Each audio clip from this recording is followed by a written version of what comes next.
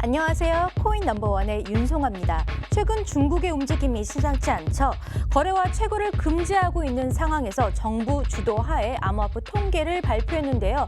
중국의 속내는 뭘까요? 코인 넘버원에서 알아보겠습니다.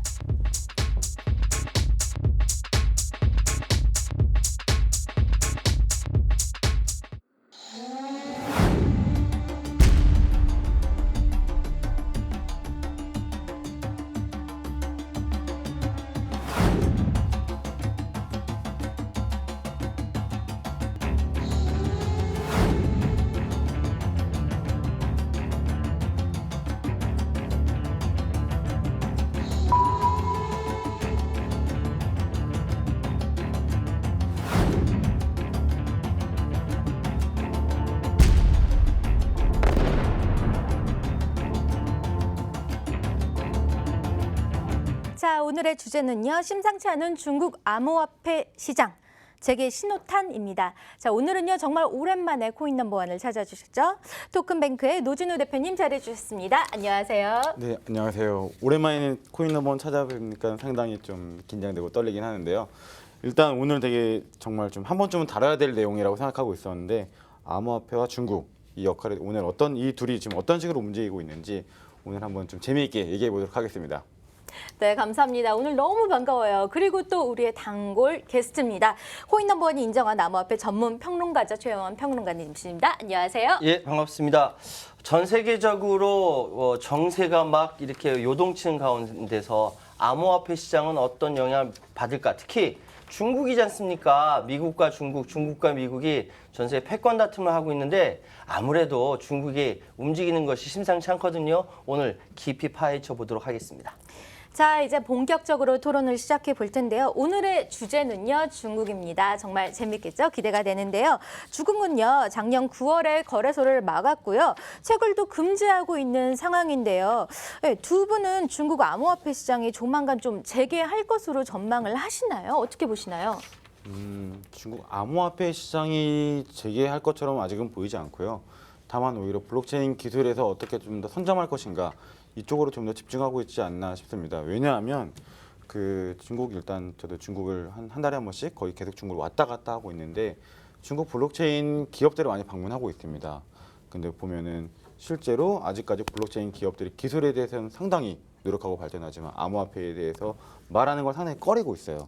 심지어 큰 기업들이 뒤에서 도와주고 있음에도 불구하고 뭐 ICO라던가 어떤 암호화폐를 발행한다는 것들에 대해서는 되게 조심스럽게 심지어 공공장소에서는 그 얘기를 좀 꺼리끼는 것까지 하는 걸 느끼면은 아무래도 좀 조심하고 있지 않나 아직까진 그렇게 보고 있습니다. 아직까지는 그래도 조심하고 있지만 중국에 있는 많은 이 암호화폐 관계자들은 좀 어떻게 내다보고 있나요? 이렇게 뚫릴 거다 예상하고 있는지 아니면 우리 다 같이 외국으로 나가야 된다 뭐 이렇게 예상하고 있는지 궁금해요. 해외로 일단 아직까지는 아이고. 지금 해외로 계속 나가고 있는 추세고 저희가 이제 뭐 만나서 지지난주에도 이제 중국 팀들을 만나서 얘기를 할 때 아직 뭐 개방에 대해서는 아직 그렇게 논의되고 있지 않는 것 같다라는 게 현재까지 정책인데 그게 제가 느낄 때는 시마다 좀 다른 정책, 그러니까 중국은 성단이죠. 네. 아, 그러네요. 성단마다 좀 다른 정책들을 취하고 있는 걸로 보이고 있습니다. 네. 평론가님은 또 어떻게 보시는지. 자, 중국이 방금 말씀하셨던 대로 블록체인 시장에 대해서는 아직 개방하고 있지 않은 상태에서 그런데 한 가지, 이 중국이 전 세계에서 가장 많은 특허를 갖고 있습니다. 블록체인에 대해서. 블록체인에 대해서 가장 많이 특허를 갖고 있는 일종의 자산이거든요. 이 자산이 있으면 이걸 언젠가 좀 써먹어야 되지 않겠습니까? 송아 씨가 만약에 뭐 특허를 갖고 있다. 이거 언젠가 뭐 하려고 하잖아요. 그쵸. 이게 사람이나 나라나 다 국가나 다 똑같아요. 그렇기 때문에 아마 이거를 위해서 이 특허를 위해서라도 뭔가 이렇게 써먹으려고 하지 않을까 이런 생각이 들고 또 지금 지방 정부를 통해서 중국 성단위의 이 지방 정부를 통해서 블록체인 펀드를 조성하기로 했습니다. 네, 조성하기로 했어요. 이제 할 거예요.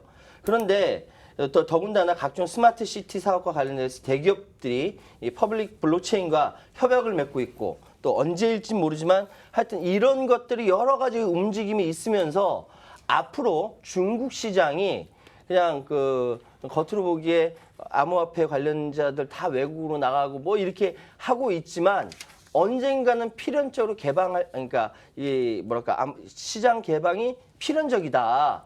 그러한 준비를 하고 있는 과정이다. 전 이렇게 판단하고 있습니다. 우리 누리꾼 여러분 어떻게 생각하시는지, 시청자 여러분 어떻게 생각하시는지 유튜브에 좀 올려주세요. 저 여러분 의견도 좀 듣고 싶네요. 예. 그렇죠. 그래서 이쯤에서 리플 이벤트 나가겠습니다. 중국 거래소가 과연 열릴까요? 우리 시청자 여러분들의 의견도 너무너무 궁금한데요. 열린다 생각하시면 1번, 아니다, 아직 폐쇄다 생각하시면 2번 유튜브 채팅방에 이렇게 의견을 올려주시면 감사하겠습니다. 네, 그리고 저희가 이제 클로징 할 때 리플 선물 드리니까요. 여러분들의 의견 많이 올려주세요. 요즘 중국이요, 암호화폐 시장에 계속해서 좋은 소식들이 좀 들리고 있는 것 같아요. 며칠 전에 중국 화웨이가 비트코인 지갑을 앱마켓에 등록한다는 소식이 전해졌는데요.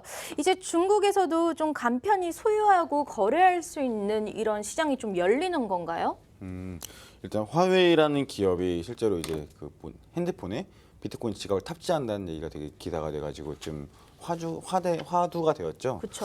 근데 그 비트코인은 어떻게 보면 아무도 그 실제로 이제 발행권자가 없는 그 실제 블록체인의 어떤 그 화폐에 대한 개념을 가장 잘 갖고 있는 그 코인 중에 하나인데, 그래서 혹시 암호화폐 시장이 열린다라고 이어지는 게 저는 아직까지는 좀 힘들지 않나 싶습니다. 왜냐면은 그 암호화폐 시장에서 그 사람들이 이제 그 이거를 좀 통제하는 가장 큰 이유가, 비트코인 대비 다른 이유는 다른 것이 뭐냐면은 통제할 수 없는 건 다 똑같아요. 근데 발행권자가 정확하게 있다, 발행 주체가 있다, 그리고 하나는 발행 주체가 없거나 실제는 있죠. 하지만 누군지 네. 모른다. 그리고 그 사람이 실제로 활동하지 않는다. 그러므로 이거는 어떻게 풀려 있는 코인이다라는 어떤 그거랑 통제할 수 있는 누군가 있다는 건 상당히 위험한 거거든요. 누군가 화폐를 조정할 수 있는 거기 때문에. 그렇기 때문에 그런 리스크를 계속 감수하면서 중국이 계속 이런 코인 시장을 열 것이다라는 거는 저는 아직은 역시 힘들지 않나라는 입장을 고수할 생각입니다. 오늘은 좀 조심스러운 입장을 취하고 계시는 것 같아요. 네. 평론가님은 어떻게 보시는지? 이제 이 생각을 좀 하셨으면 좋겠어요. 그러니까 암호화폐 성격 자체가 탈중앙이거든요. 그쵸. 중앙이 없어요. 중앙이 없이 지방 분산, 그러니까 분산 특징을 갖고 있죠. 그게 블록체인의 핵심이기도 한데, 왜 권위주의적인 정권, 러시아라든지 중국이라든지 이런 데서는 암호화폐 같은 거를 인정하지 않고 닫아두려고 할까? 이건 뭐냐면은 그 정권의 성격과 맥이 다 있습니다. 권위주의 정권, 공산 정권 같은 경우는 이거를 하나로 모두 다 틀어주려고 해요. 계획 경제를 하려고 하니까 틀어주려고 하는데, 틀어주지 못하는 것은 버리는 거죠. 막는 거죠. 그런데 이게 전 세계 경제에서 이렇게 암호화폐가 성격이 분산되는 것들이 기본 성격이란다면 중국 정부 차원에서 특별하게 다른 대책을 할 것이다. 자, 그렇기 때문에 지금까지는 배제해 왔는데 앞으로는요, 좀 바뀔 것이다라고 저는 그래서 아까부터 예측을 하고 있는 겁니다. 화웨이가요, 세계 3위 스마트폰 제조, 그리고 중국에는 1등이에요. 어마어마해요, 사실. 뭐 중국에 볼펜 하나 이렇게 한 자루 팔면 얼마냐 막 이렇게 했는데, 그래서 큰 거예요. 그런데 이게 어디 거냐? 개인 게 아닙니다. 나라 거예요, 사실상. 좀 이따 얘기하겠고, 어쨌든 공식적으로 암호화폐 거래 사이트 운영과 가상통화, 암호화폐 공개 ICO가 금지되어 있는데, 이렇게 스마트폰에다가 올린다, 비트코인이라든지 암호화폐 이거 올린다라는 건 앞으로 계속, 그러니까 수출용뿐만 아니라 내수용으로도 사용하겠다는 겁니다. 앞으로 될 것이다. 그래서 이제 중국 인민들은 스마트폰 통해서 거래 가능하고 간편히 소유하고 이렇게 가능하게 될 것이다. 이렇게 보고 있습니다. 네, 근데 이 중국 화웨이라는 기업이 중국 정부가 사실은 주식을 한 주도 갖고 있지는 않습니다만, 솔직히 중부 정부 기업이다 이런 식으로 많은 분들이 생각하고 있어서 좀 중국 암호화폐 시장을 좀 긍정적으로 이렇게 바라보고 또 그런 소문들이 좀 있는 것 같아요. 아닌가요? 일단 뭐 평론가님께서 좀 더 잘 아시겠지만, 네. 중국 그 화웨이라는 기업에 대해서 한번 평론가님께서 말씀해 주시는 게 맞을 것 같고, 저는 좀 화웨이라는 그 기업에서 비트코인 지갑을 넣었다라는 게 그것만 가지고 과연 이게 암호화폐 시장을 열어주는 거냐라고 보기는 되게 힘들다고 보는 이유는, 중국에 실제로 여러 가지 이제 앱들이 있습니다. 지갑용 앱들이 많이 출시되고 중국 사람들은 거래소를 기본적으로 믿기보다는 거래소에 대한 불신이 많아요. 언제 털릴지 모르고 우리나라도 마찬가지죠. 그치. 언제 해킹될지 모르는데 나의 소중한 자산을 거래소에 보관하기보다는 지갑에 넣어놓고 보관하는 게 중국 사람들의 좀 대다수의 어떤 좀 문화 중에 하나입니다. 근데 그런 어떤 중국 사람들이 갖고 있는 서비스에 대한 시장을 좀 점유하려고 하는 게 아닌가라는 생각이 들지. 이것만 가지고 오히려 뭐 화웨이가 비트코인 지갑을 열었으니까 뭐 이거는 이제 암호화폐 시장 개방을 시작하는 거다라고 추측하는 건 역시 좀 힘들고 오히려 화웨이도 서비스를 이제 계속 넣는 기업이다 보니 오히려 이제 화웨이 외에 다른 뭐 샤오미라던가 좀 다른 그런 뭐 모바일 기업들이 지갑을 계속 좀 보유하는 그런 형태로 가지 않을까 이 정도는 추측할 수 있을 것 같습니다. 네. 지금 우리 그 누리꾼 여러분들의 의견을 들어보니까 임홍조 의원님은 2번 결국은 열리지만 올해는 아니다. 뭐 이렇게 말씀하시는 분도 계시고요. 특히 JY님이 의견 많이 내주시네요. 그러니까 1번 무조건 열릴 수밖에 없다. 시기는 내년쯤 와 까세요. 돗자리 까세요. 내년쯤 열릴지 안 열릴지 잘 모르겠지만 저랑 생각이 비슷한데 내년쯤 하니까 조금 당황스럽네요. 그러니까 그리고 BNH님 2번 그러니까 중국은 탈중화 코인을 받아들이기가 힘들기 때문에 시간이 좀 걸릴 것 같다. 맞습니다. 시간이 좀 걸릴 것 같아요. 이렇게 여러 가지 의견을 주시는데 이런 의견들에 대해서 많이 참고가 됩니다. 여러분 의견이 어떤지요? 그런데 화웨이 얘기하다가 얘기한 거죠. 화웨이는요, 런천페이라는 회장이 있어요. 런천페이라는 회장이 지분이 전체 주식의 1.4%밖에 없습니다. 아니 1.4% 때문에 화웨이를 지배하고 있어? 삼성이랑 비슷하네? 막 이렇게 얘기하잖아요. 그거 다르고요. 전혀 다릅니다. 거기 공산국가예요. 자, 나머지 98.6%는 화웨이의 노동자들의 소유입니다. 우와, 노동자들이 화웨이 주식 갖고 있어. 와, 대단한데? 라고 하시겠지만, 근데 잘 살펴보면요. 이게 진짜 공산국가구나 라고 알 수밖에 없습니다. 왜냐하면은 중국 정부는 공식적으로 화웨이 주식을 단 한 주도 갖고 있지 않습니다. 노동자들이 98.6%를 갖고 있어요. 근데 중국 공산당이 이 노동자들을 통제해요. 네, 통제해요. 근데 이 노동자들이 이 주식을 매도할 수도 없고 회사를 퇴사할 땐 반납을 해야 됩니다. 이거 왜 갖고 있어? 도대체 뭐야? 황당하지 않습니까? 마치 그 자기 명의 아니고 명의 빌려준 것 같은 네, 그런 그런 거 같잖아요. 느낌이잖아요. 이상해요. 명의만 빌려주고 우리 윤성환 씨 지금 또 뒤집어지고 있네. 자, 이들을 대표로 하는 투자 지주 조합이라는 게 있어요. 예, 이 노동자들을 대표하는 투자 지주 조합이 있는데 최종적으로 9명으로 구성된 이사회가 전체를 다 통제하는 구조입니다. 그러니까 중국 공산당이 이 9명만 잘 구워 삶으면은 화웨이라는 이 세계적인 기업을 다 통제하는 겁니다. 그러니까 이번에 스마트폰을 뭐 어떻게 하고 저렇게 하고 이 모든 것들은 내부의 이게 그러니까 중국식 자본주의, 중국식 자본주의죠. 그러니까 이게 뭘 하든 간에 이런 상황에서 뭐 세계적인 기업이 큰다 하더라도 공산당이 통제하는 기업이 될 수밖에 없는 겁니다. 저도 공부하면서 알았어요. 아이고, 예. 그럼 9명의 아바타가 있는 건가요? 그렇죠. 그런 맞습니다. 분들이 있으면 정말 편리하고 좋겠어요. 네. 근데 이렇게 되면은 중국 정부가 비트코인 지갑을 열어준 꼴이 되는 거가 맞는 거죠?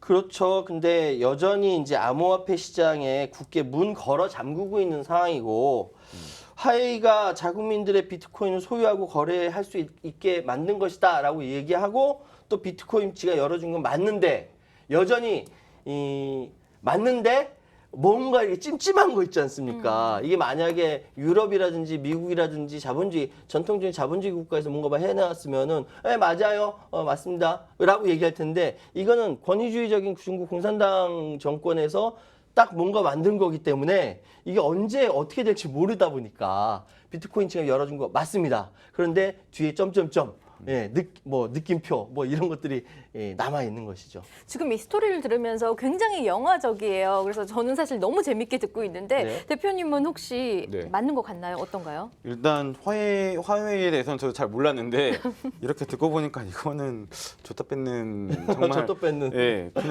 그냥 안 주는 것만 못한 사실 이런 행동을 취하고 있는데 한편 드는 생각이 화웨이가 사실 압도적으로 되게 빠르게 성장을 네. 거뒀잖아요 모바일 시장에서. 어마어마하게. 그것도 후발주자로 들어갔죠 사실은. 그럼에도 불구하고 엄청 빠르게 성장을 했고 그런 이유가 어떻게 보면 정부의 이런 어떤 관계 때문에 많이 미뤄진 게 있지 않았을까라는 생각을 한번 해보게 되었고요. 실제로 약간 스토리가 좀 되게 재밌네요. 일단 제가 모르는 내용들이 되게 많이 나서 재미있고 한편으로는 정말 비트코인 지갑이 열리는 거는 비트코인 지갑이 되게 많이 열릴 텐데 그렇게 되면 앞으로 저희 서비스 차원에서 되게 많은 지갑들이 열릴 텐데 그 지갑을 여는 이유가 뭘까를 생각해 보면은 이런 것도 있을 수 있을 것 같아요. 그 지갑을 열리게 되면은 자국민들이, 그러니까 중국민들이 이제 코인을 본인 지갑에 보관을 하게 되죠. 그리고 보관하게 되는 거는 일종의 아무리 노드 위에 보관을 한다고 하더라도 소유 그런 서비스 회사랑 같이 결탁해서 통제할 수 있게 돼요. 어느 정도. 네, 이게 알 수 있거든요. 어떻게든 간에. 그렇게 되면은 좀 더 통제가 가능한 형태로 들어가고 시작을 하고 나서 그러니까 그 다음에 어떻게 조금씩 차츰차츰 열려고 하는 전략은 있지 않을까 생각은 되네요. 네, 그리고 또 화웨이 소식이 나오고요. 정부의 산하기관이죠. 중국정보산업발전센터가 암호화폐 등급을 발표했습니다. 저희가 등급표를 좀 준비를 해봤는데요. 지금 화면을 보시면요. 이더리움이 1위고요. 비트코인이 13위에 가 있는데요. 이런 기준들은 도대체 또 어떤 기준으로 평가가 된 건지 좀 궁금합니다. 네. 일단 대부분 네. 그 기술 평가 항목들을 사실 되게 디테일하게 공개해주진 않아요. 왜냐하면은 실제로 저희도 되게 평가라는 거를 내부에서 조금씩 진행을 하고 있는데 공개하기 어려운 이유가 저희도 가끔은 이게 정확한 기준이 될까라는 의심을 하긴 되거든요. 다만 이제 지금 나와 있는 코인들을 갖고 평가할 수 있는 좋은 기준들이 뭐가 있냐면은 아무래도 이제 기술적인 것들 그리고 뭐 이제 기술적으로 얼마나 진행이 되었는지 그리고 그들이 갖고 있는 로드맵 상에서 얼마나 더 잘 지키고 있는지 그리고 실제로 내부 회사도 연락해보면 다 연락이 가능한 파운데이션이기 때문에 연락이 다 가능해요.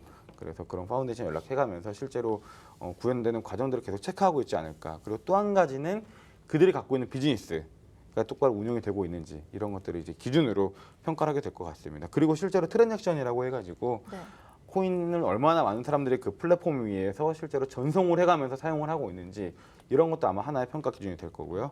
또는 이제 이더스캔에서 볼 수 있는 홀더의 이제 수들 꼭 이더스캔이 아니더라도 이제 그런 익스플로러 등에서 볼 수 있는 얼마나 많은 사람들이 이 코인을 지니고 있는지 그리고 그 사람들이 어떤 식으로 이걸 활용하고 있는지 어느 정도 파악해 가면서 평가를 하는 게 이런 평가표에 반영될 거라고 예상을 하고 있습니다. 네. 네. 지금 제가 이게 여러 가지 이렇게 말씀을 드리면서 계속 저는 우리 누리꾼들이 어떤 이야기를 하시는지 계속 봤어요. 그러니까 우리가 같이 이야기 나누면서 네. 누리꾼들은 중국 암호화폐 시장이 열릴 것이다, 아니 닫힐 것이다 계속 이야기가 계속 나오거든요. 그거 하나 소개해드리고 네. 지금 말씀하셨던 암호화폐 관련돼서 등급 발표한 거 말씀드릴게요. 지금 찰수왕님께서 계속 이야기를 해주고 계세요. 그러니까 어떤 말씀이냐면은 지금 중국이라는 시장은 어차피 1인 독재, 시진핑 1인 독재, 그리고 이것이 계속적으로 진행되는 1인 독재 시장에서 제가 아까 말씀드렸던 암호화폐가 갖고 있는 원래의 분산적인 특징, 탈중앙의 성격이 같이 부딪히기 때문에 중국 시장에서는 개방하지 않을 것이다라고 말씀을 하고 계십니다. 그렇다고 한다면은 이건 거꾸로 이야기한다면은 중국은 자본주의를 받아들일 수가 없는 거예요. 그런데 청도라든지 이런 데 다 가보면 진짜 거의 자본주의 시장이거든요. 그렇다고 한다면 이건 사회주의 국가에서 자본주의를 받아들인 거니까 사회주의가 자본주의 잡아먹은 거거든요. 이렇듯이 현실 중국은요.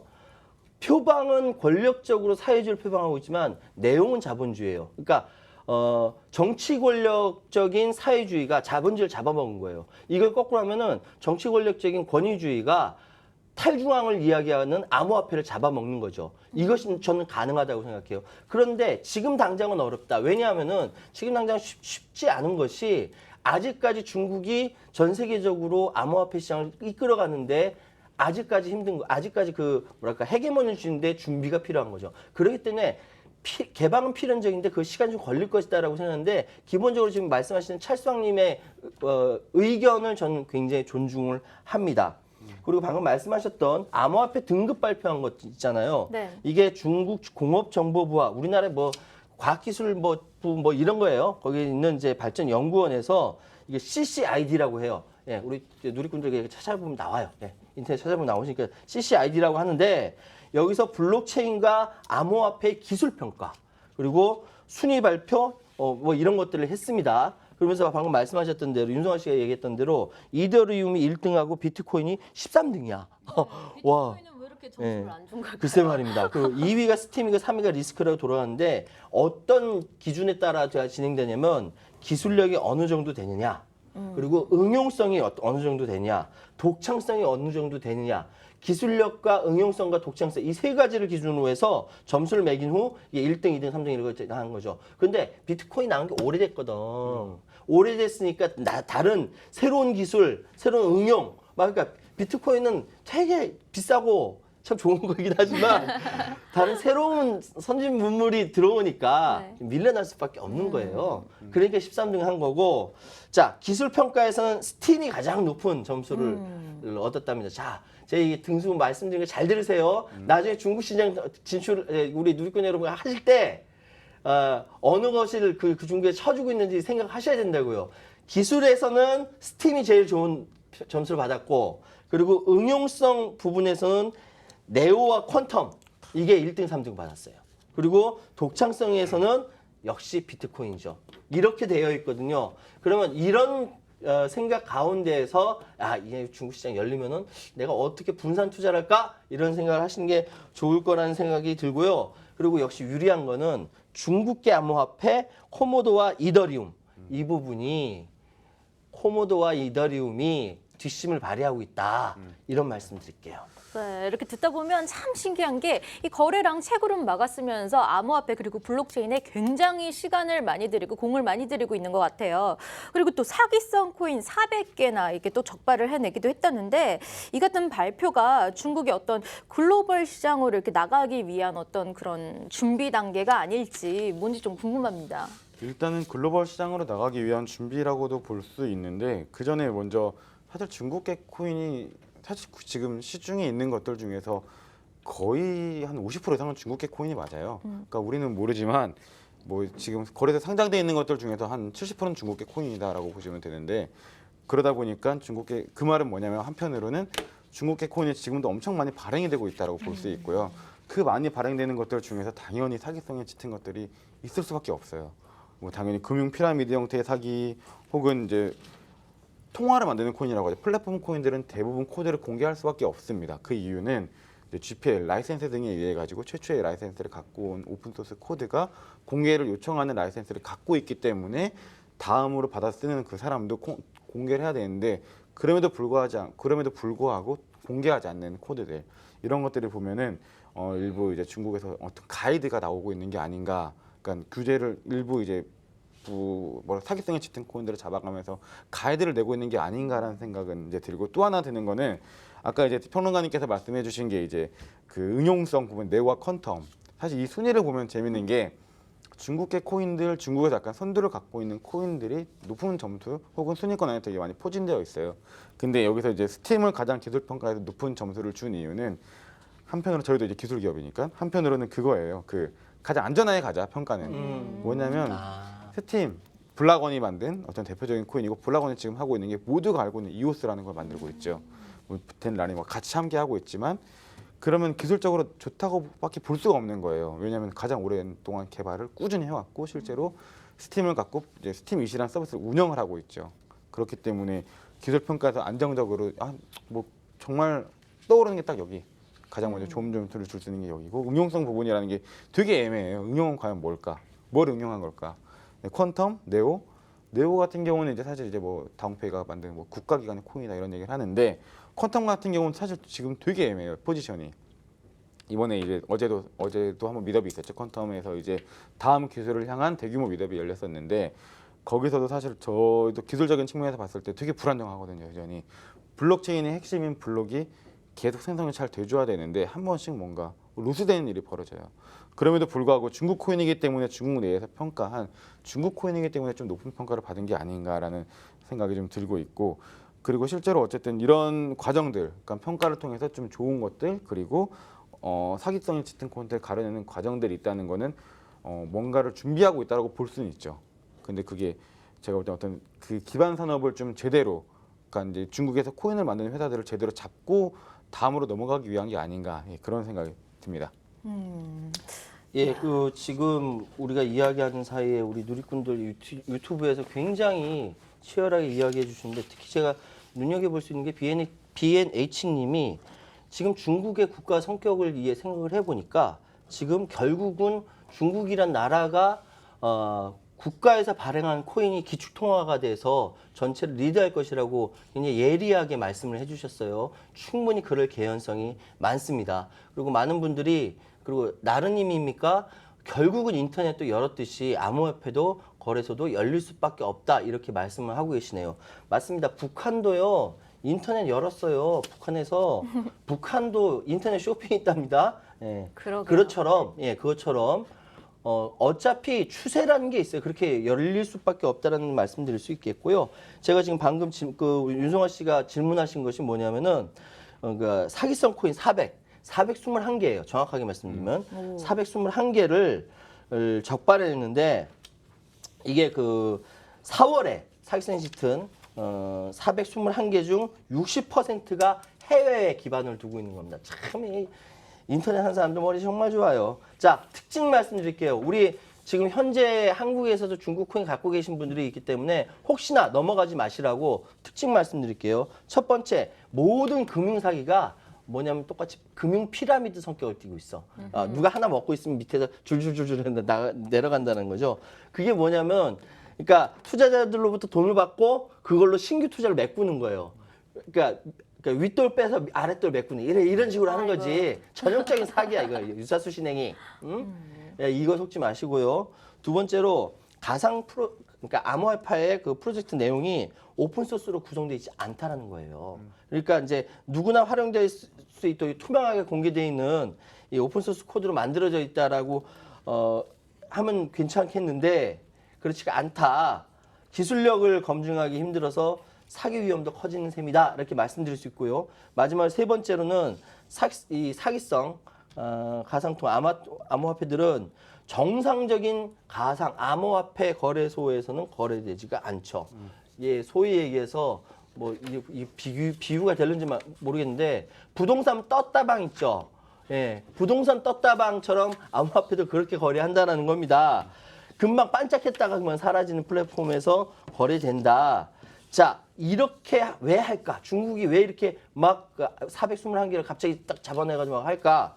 이거는 중국이 자국산 암호화폐를 보호하고 또 불량화폐 퇴출시켜서 혹시라도 뭐를 피해 사전에 예방하려고 한다라고 해석을 하는데 저는 이것이 맞다라고 생각하는데 그런 거 보면은 중국이요 굉장히 꼼꼼합니다. 예, 가끔 소름 끼칠 정도로 무섭기도 해요. 예. 그러게요. 저희가 오늘 중국의 암호화폐 시장에 대해서 이야기를 하고 있는데요. 동시에 우리가 채팅방을 통해서 또 의견을 받고 있습니다. 네, 코인 넘버원 여러분들의 의견도 궁금한데 중국 거래소 열릴까요? 열린다 생각하시면 1번, 아니다, 폐쇄다 생각하시면 2번 여러분들의 의견 올려주시면 감사하겠습니다. 저희가 또 클로징할 때 리플 선물 드리니까요. 또 많이 참여해 주세요. 그런데요, 이 다시 토크로 돌아와서 중국이 암호화폐 시장을 다시 열 마음이 없다면 굳이 중국에 이렇게 세금까지 써가면서 평가할 이유가 없지 않나 그렇게 생각하고 있는데 어떻게 생각하시는지? 왜 그럴까요?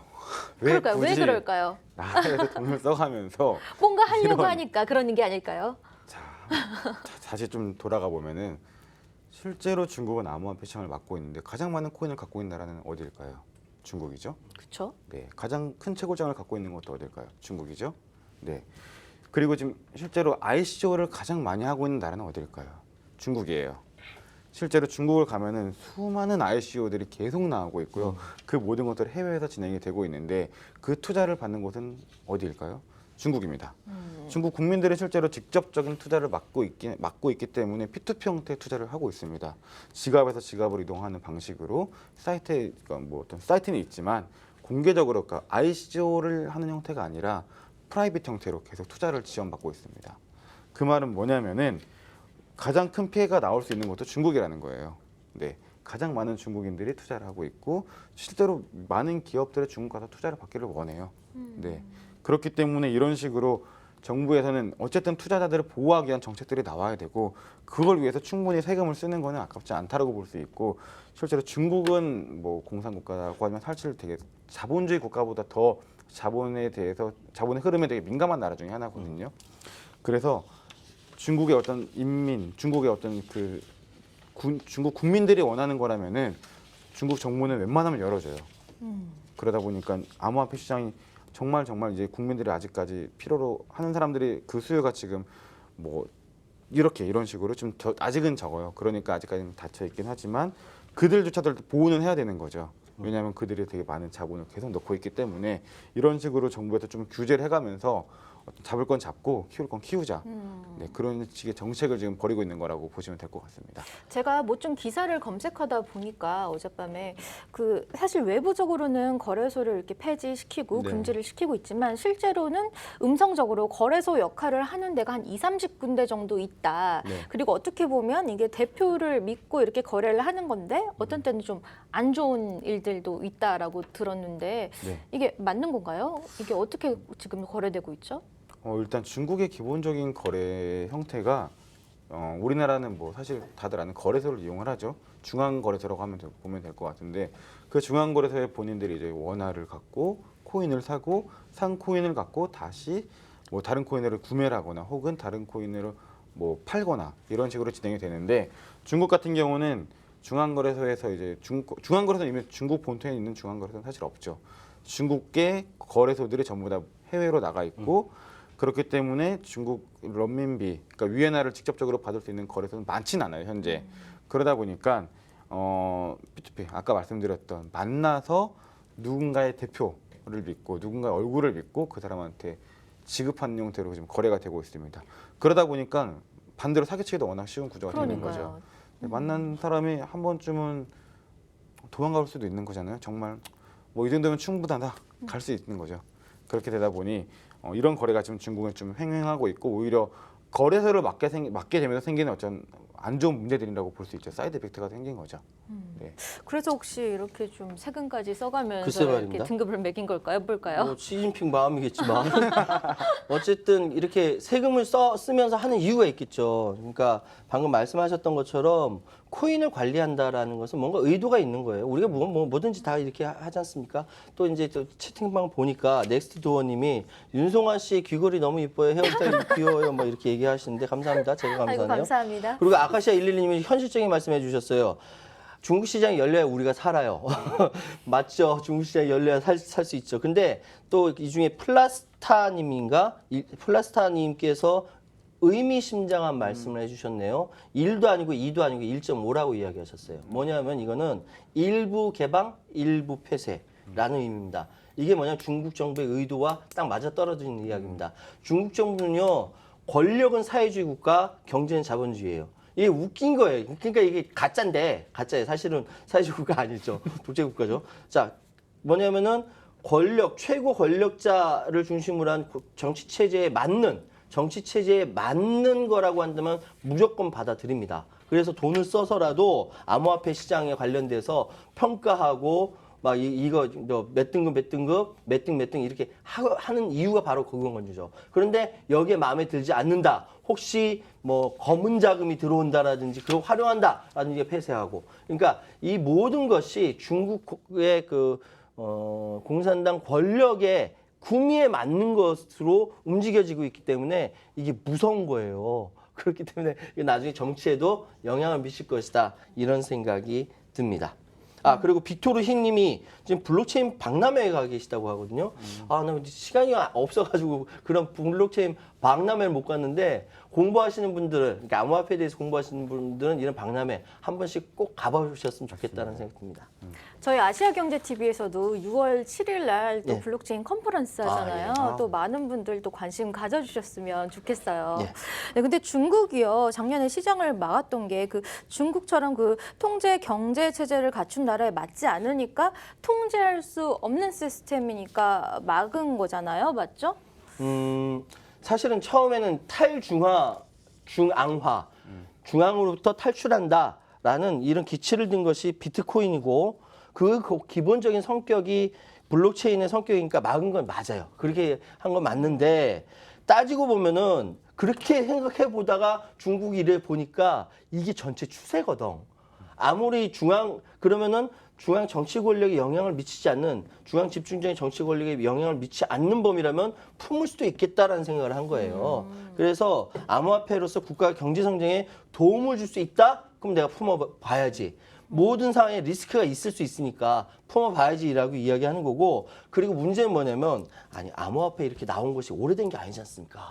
몇 년 안 됐잖아요. 그쵸. 그리고 이렇게 중국이라는 나라가 이렇게 실험하는 것도 전대미문 처음 하는 거예요. 다들 처음 하는 거라고. 그렇기 때문에 이거를 맨 처음 오해한 것도 있을 수 있겠고, 뭐 혹시나 그 재정 건전성에 위협이 되지 않을까 겁먹은 것도 있겠고, 누가 해본 적이 없으니까 사례가 있으면 따라 하겠지만 없으니까 조심조심하다 보니까 맨 처음 배제하고 배제하는데, 이건 결국 추세가 그렇다면 품을 수밖에 없다. 나중에 중국 시장이 개방될 수밖에 없다. 뭐 이런 생각이 들고, 누구한테 회초리 맞으면 먼저 맞는 게 낫잖아요. 아마 그러네요. 예, 그렇죠. 중국도 아마 그런 심정으로 접근하고 있는 거 아닌가 그런 생각이 드네요.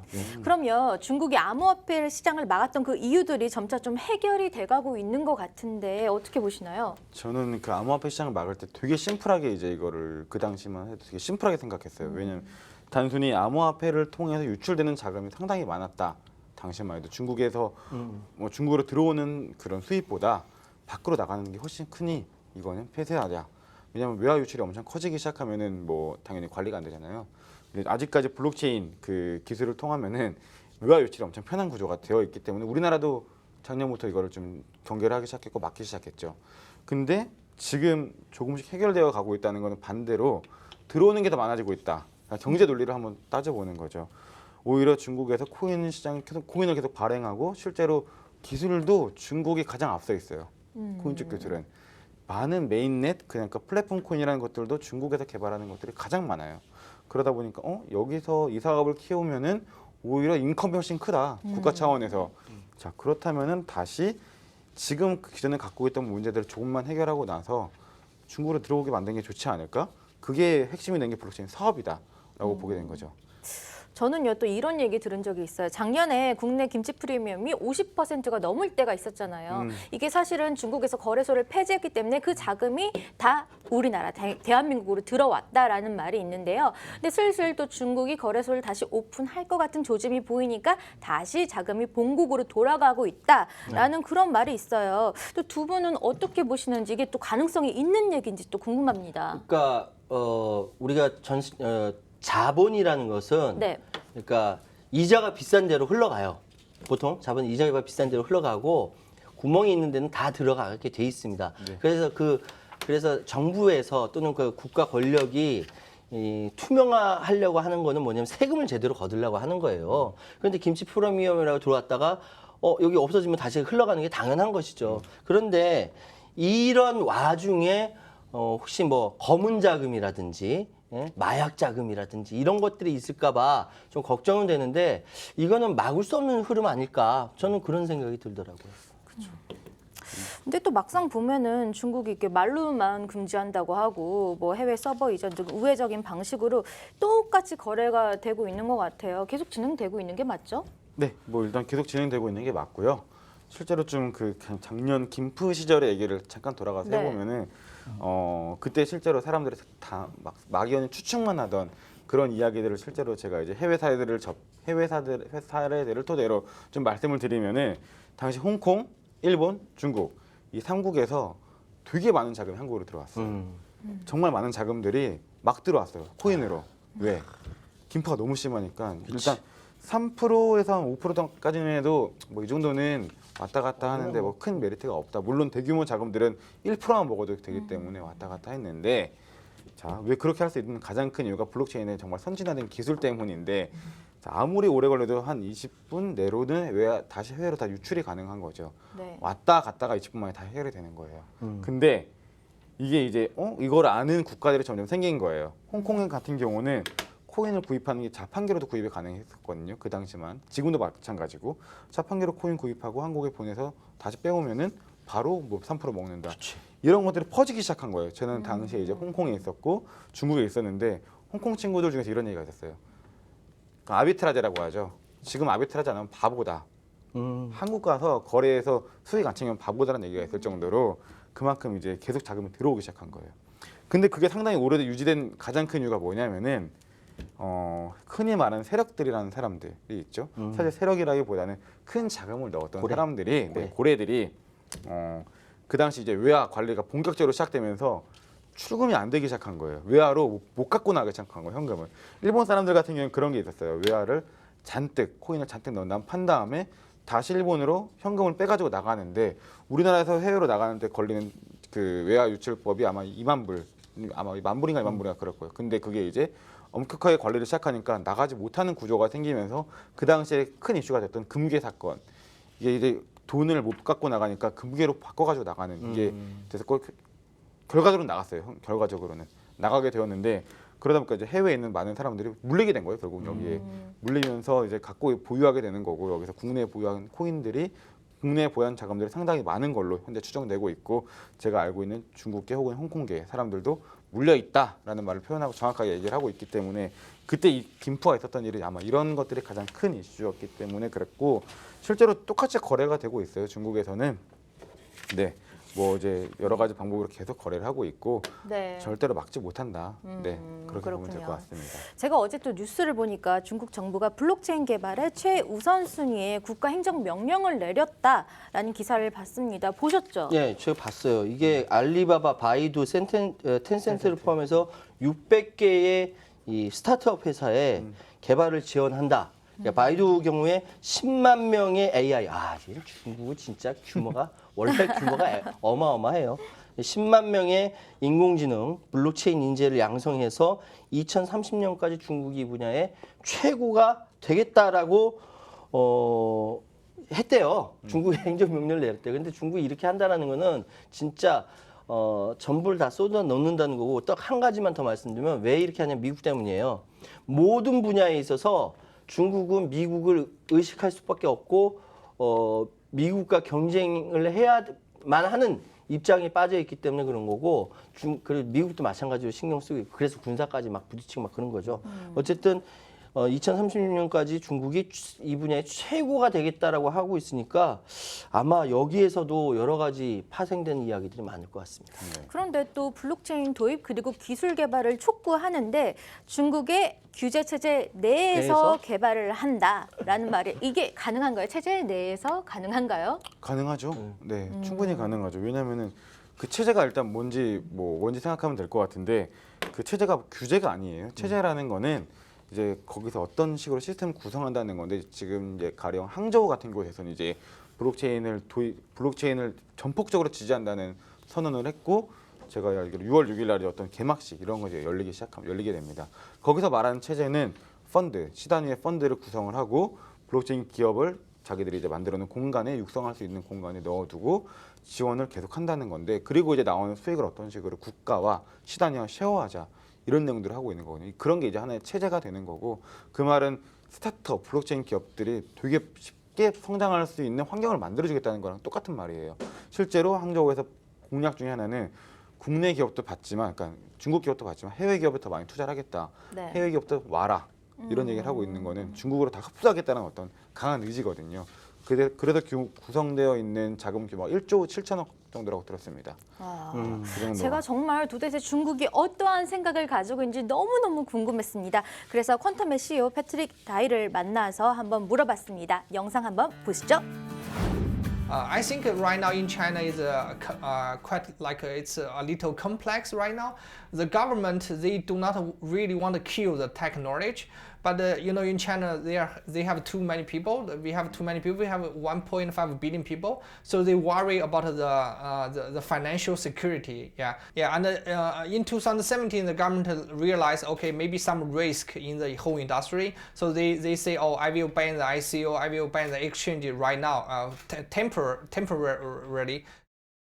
But another thing also happens is like the government also trying to encourage people to building more application based on the technology. I think in China they are not really welcome all the coins, like the coins feature, the financial feature. They do not really welcome all the currency feature, but they really wanted to use the blockchain as a technology, as a platform to build the real use case, the real application. So I think in China still, it's in long term, it's still one one of the biggest market in China because we have 1.5 billion people there. Yeah, so I think in long term, I think the government will become more open to the blockchain technology in China. 네, 어떻게 보셨나요? 그 패트릭 다이 대표가 아주 정확하게 중국의 입장을 명확하게 발표했어요. 그러니까 지금 전체적으로 경제 보안이라는 부분에 있어 문제가 있을 것 같아서 걱정이 되니까 문을 닫았는데 이게 죽이려고 하는 것이 아니다. 오히려 더 살리려고 하는 것이다라는 식으로 표현을 했거든요. 맞습니다. 지금 중국이 15억 명이고 말음도 안 되네. 이렇게 많아서. 그래서 이걸 여전히 블록체인에서도 굉장히 큰 시장이고 그렇기 때문에 중국 정부로서는 신중하게 접근할 수밖에 없다. 이게 명확하게 얘기한 거예요.